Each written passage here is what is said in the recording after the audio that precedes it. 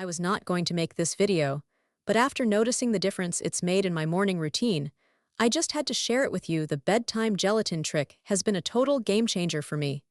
You see, by incorporating this simple ritual into my nightly wind down, I've started waking up without that dreaded bloated feeling.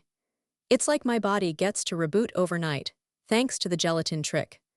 Researchers say that gelatin can help with digestive health, and I've found that taking it before bed allows my body to do its thing while I sleep, so I can start the day feeling refreshed.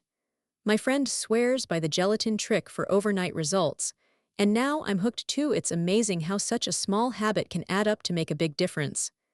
As I drift off to sleep, I know my body is working to drop that heavy feeling, and when I wake up, I feel lighter, more energized. If you're curious about trying the bedtime gelatin trick for yourself, be sure to check out the link in my description below for a detailed rundown of how to get started.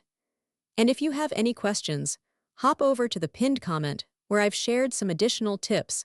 Let's get started on this gelatin trick journey together.